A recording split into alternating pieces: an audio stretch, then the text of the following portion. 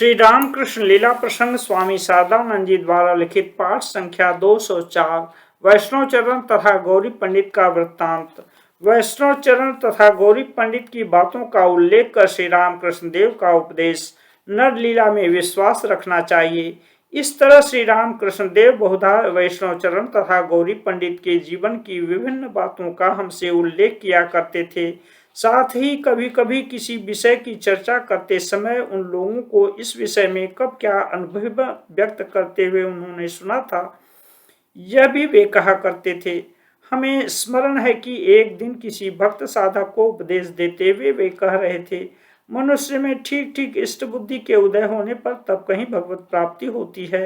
वैष्णव चरण कहा करता था कि जब नरलीला में विश्वास उत्पन्न होता है तभी ज्ञान की पूर्णता होती है। काली और कृष्ण में अभेद बुद्धि रखने के संबंध में गौरी पंडित का अभिमत। काली एवं कृष्ण के संबंध में कभी किसी भक्त की विशेष भेद बुद्धि को देखकर उससे श्री राम कृष्ण देव कहा करते थे, यह तेरी कैसी हीन बुद्धि है। यह जानना कि तेरे इष्ट देव काली कृष्ण तथा गौरांग आदि सब कुछ बने हैं, पर इसका तात्पर्य यह नहीं कि मैं तुझे अपने इष्ट को त्याग कर गौरांग प्रभु को भजने के लिए कह रहा हूँ, किंतु द्वेष बुद्धि को त्याग देना। तेरे ही इष्ट देव कृष्ण तथा गौरांग के रूप में प्रकट हुए हैं। अपने हृदय में इस ज्ञान को बनाए रखना। जैसे गृहस्थ की बहू ससुराल में जाकर ससुर सास ननद देवर जेठ आदि सभी को यथा योग्य सम्मान देती है, भक्ति तथा सेवा करती है, किंतु अपने हृदय की सारी बातों को खुलकर कहने तथा सोने का संबंध उसका एकमात्र पति के साथ है। वह जानती है कि पति के कारण ही सास ससुर आदि उनके अपने हैं। इसी तरह अपने इष्ट देव को पति की भांति जानना एवं उनके संबंध से ही दूसरे रूपों के साथ संबंध है तथा उनके प्रति श्रद्धा भक्ति करनी है, इस बात का ध्यान रखना। यह समझते हुए उस द्वेष बुद्धि को दूर कर देना। गौरी कहा करता था, काली तथा गौरांग पर जब एक बुद्धि होगी तब मैं समझूंगा कि यथार्थ ज्ञान का उदय हुआ है। प्रेम पात्र का भगवान की मूर्ति के रूप में चिंतन करने के संबंध में वैष्णव चरण का अभिमत। पुनः कभी श्री राम कृष्ण देव यह देख कर कि किसी भक्त का मन संसार में किसी के प्रति अत्यंत आसक्त रहने के कारण स्थिर नहीं हो पा रहा है, तो उसे अपने प्रेम पात्र को ही भगवान की मूर्ति मानकर सेवा तथा प्रेम करने को कहते थे। लीला प्रसंग में एक स्थल पर यह कहा जा चुका है कि किसी भक्त महिला के मन को अपने अल्पवयस्क भतीजे के प्रति अत्यंत आसक्त देखकर उन्हें उस बालक की ही गोपाल या बाल कृष्ण बुद्धि से सेवा तथा प्रेम करने का श्री राम कृष्ण देव ने उपदेश प्रदान किया है तथा इस प्रकार आचरण करने के फलस्वरूप स्वल्प काल के भीतर ही उस भक्त महिला की भाव समाधि के उदय होने का भी हम उल्लेख कर चुके हैं। प्रेम पात्र पर ईश्वर बुद्धि से श्रद्धा तथा भक्ति करने की चर्चा करते समय कभी कभी इस विषय में वैष्णव चरण के अभिमत का उल्लेख कर श्री राम कृष्ण देव कहा करते थे। वैष्णव चरण कहता था कि मनुष्य जिससे प्रेम करता है उसके विषय में इष्ट बुद्धि रखने पर उसका मन शीघ्र ही ईश्वर में लग जाता है। इतना कहकर पुनः इस बात को समझाते हुए वे कहते थे, इस बात का वह अपने संप्रदाय की महिलाओं के साथ आचरण करने को कहता था। इससे कोई दोष नहीं होता था, क्योंकि उन लोगों में तो परकीया नायिका का भाव था। परकीया नायिका का अपने उपपति पर जैसा मन का आकर्षण होता है, उस आकर्षण को ईश्वर पर आरोपित करना ही उनका अभिष्ट था, किंतु यह बात साधारण लोगों के लिए शिक्षणीय नहीं है। यह भी श्री राम कृष्ण देव कहते थे। उनका कथन था कि उसमें व्यभिचार की ही वृद्धि होगी, किंतु अपने पति पुत्र तथा अन्य किसी आत्मीय को ईश्वर की मूर्ति मानकर सेवा तथा प्रेम करने के विषय में उनकी कोई आपत्ति नहीं थी।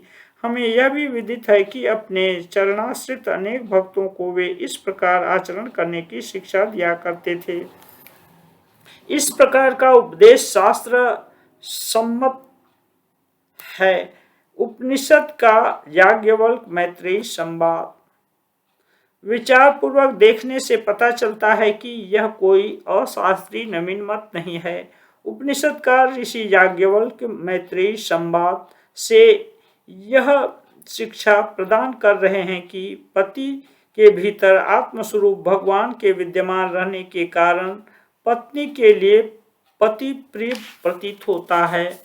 पत्नी के भीतर उसकी अवस्थिति के हेतु ही पति का मन पत्नी के प्रति आकृष्ट होता है। इसी प्रकार ब्राह्मण, क्षत्रिय, धन इत्यादि के बारे में समझना चाहिए। संसार की जो वस्तुएं हृदय में प्रेता बुद्धि उत्पन्न कर मानव मन को आकृष्ट करती रहती हैं, उन सभी वस्तुओं के भीतर प्रिय स्वरूप, आनंद स्वरूप, ईश्वरीय अंश की विद्यमानता को देखकर ही उनसे प्रेम का उपदेश भारत के उपनिषदकार ऋषि वर्ग बहुत प्राचीन युग से हमें प्रदान कर रहे हैं। यह भी स्पष्ट है कि देवर्षि नारद आदि भक्ति सूत्र के आचार्य वृंद ने भी जीव को ईश्वर की ओर काम क्रोधादि रिपुओं के वेग को बदल देने तथा सख्य वात्सल्य मधुर रसादि का आश्रय लेकर ईश्वर को पुकारने की शिक्षा देकर उपनिषदकार ऋषियों के पदांक का ही अनुसरण किया है। अतः इसमें कोई संदेह नहीं कि श्री रामकृष्ण देव का उक्त अभिमत शास्त्रानुगत है। अवतार पुरुष सदा शास्त्र मर्यादा की रक्षा किया करते हैं। समस्त धर्म मत को सम्मान प्रदान करने के संबंध में श्री रामकृष्ण देव की शिक्षा। यह कहना अनावश्यक है कि ईश्वर अवतार महापुरुष वर्ग प्राचीन शास्त्रों की मर्यादा की सम्यक रक्षा करते हुए उनके द्वारा प्रवर्तित विधानों के अविरुद्ध ही किसी नवीन मत का समाचार धर्म जगत को प्रदान करते रहते हैं। किसी भी अवतार पुरुष की जीवनी का विवेचन करने पर यह बात स्पष्ट विदित होती है। वर्तमान युगावतार श्री रामकृष्ण देव के जीवन में भी इसका अटूट परिचय सर्वदा सभी विषयों में हमें प्राप्त हुआ है। इसी विषय को हम लीला प्रसंग में पाठकों को समझाना चाहते हैं। यदि हमें उसमें सफलता न मिले तो पाठक यह समझ लें कि हमारी एक देशीय बुद्धि के दोष से ही ऐसा हो रहा है, क्योंकि जिन्होंने जितने मत उतने पथ इस अदृष्ट पूर्व सत्य को आध्यात्मिक जगत में सर्वप्रथम प्रकट कर जनता को मुग्ध किया है, यह उनकी त्रुटि अथवा दोष नहीं है।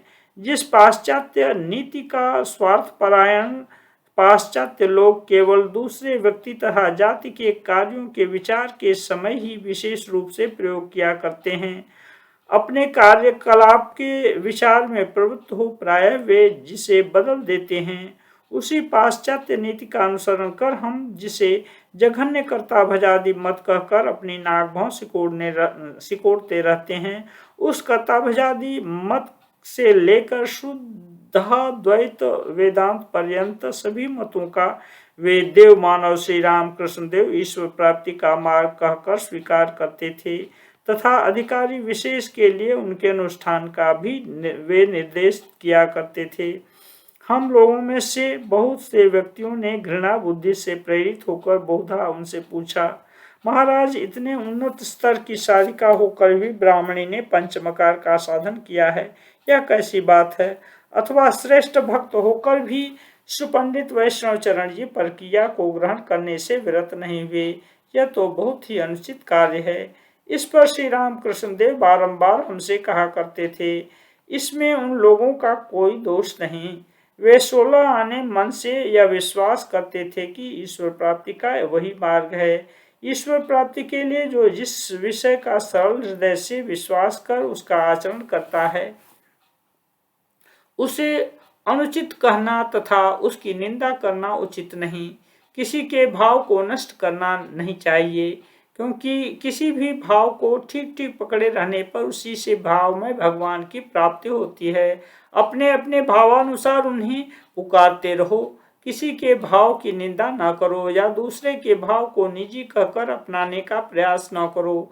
इतना कहकर ही कभी कभी सदानंदमय श्री रामकृष्ण देव गाया करते थे, अपना ते अपनी थे को जो न मन कारू घरे, जा चाबी ताई बसे पाबी, खूंजो निज अंतपुरे, परम धन से परस मणि, जा चाबी ता दीते पारे। ओ मन कतो मणि पड़े आछे, से चिंता मणि नाच द्वारे, तीर्थ गमन दुख भ्रमण मनुचाटन होय ना रे, तुम्ही आनंदे त्रिवेणी स्नाने शीतल हो ना मूलाधारे, कि देखो कमला कांत मिछि काजी ए संसारे। तुम्ही बाजी करे चिनले नाको, जे जे एई घटेर भीतर विराज करे। अर्थात हे मन, तुम अपने अंदर ही बैठे रहना, किसी के घर नहीं जाना। तुम्हें जो कुछ चाहिए बैठे हुए ही तुमको वह मिल जाएगा। तुम अपने अंतःपुर में ही उस वस्तु को ढूंढो। वे परम धन रूपी स्पर्शमणि हैं। उनसे तुम जो कुछ मांगोगे उसी वस्तु को वे देने में समर्थ हैं। अरे मन, उस चिंतामणि के बाहर के दरवाजे पर कितने ही मणि पड़े हुए हैं। तीर्थगमन दुखमय है, भ्रमण मात्र है। रे मन, तुम उत्कंठित न हो। तुम आनंद पूर्वक त्रिवेणी स्नान के द्वारा मूलाधार में शीतल क्यों न बनो। कवि कमलाकांत जी अपने से यह कह रहे हैं कि तुम इस संसार रूप मिथ्या बाजीगरी को देख रहे हो। तुमने बाजीगर को नहीं पहचाना जो इस घट के भीतर विराजमान है।